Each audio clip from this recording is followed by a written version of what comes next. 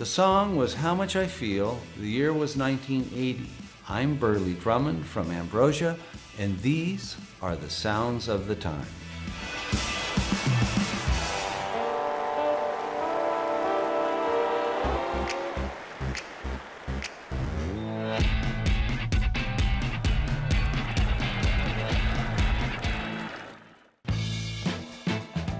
In 1970, Los Angeles was the thriving mecca of the music business, and 4 local teenagers came together for their shot to make it big.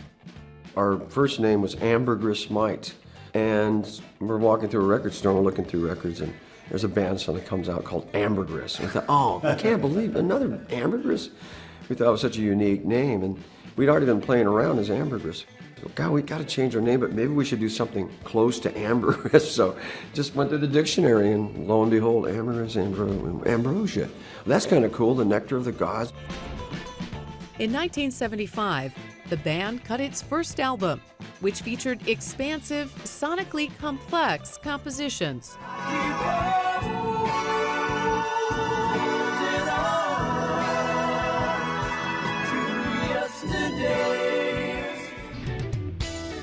On the basis of this debut, Ambrosia was called the American answer to British progressive rock bands like Yes and King Crimson.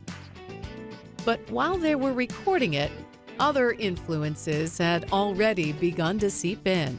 While we were making our first album, because we had a very low budget, we needed to make money just to eat every day and stuff, so we found there was a club right down the street from our studio. It was actually a lesbian bar, and it was convenient that we could be in the studio all day, grab like a burger, and then go play till 2 in the morning.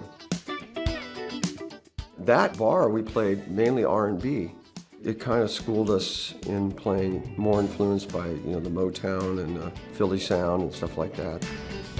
The band, now a trio, unveiled its new, more rhythmic and blues sound in its 3rd album and first top 10 single. That's how much I feel for you, baby. How much I need, I need your touch. We came out with How Much I Feel in our 3rd record. I mean, we'd go to FM stations that embraced us as our America's answer to Yes and King Crimson, and all of a sudden it's like, what? You traitors, and it was pretty awkward. The tune, which reached number 3 on the charts, completely transformed the image of the band. It changed a lot of our live shows too, because up to that point we'd be co-billed with bands like Rush or people Kansas. like that, and the Beach Boys and everything, but mostly arena, big, but when we had that R&B hit, all of a sudden that wasn't really arena type music. That was more intimate, so now it's, not nightclub, but, smaller concert hall venues.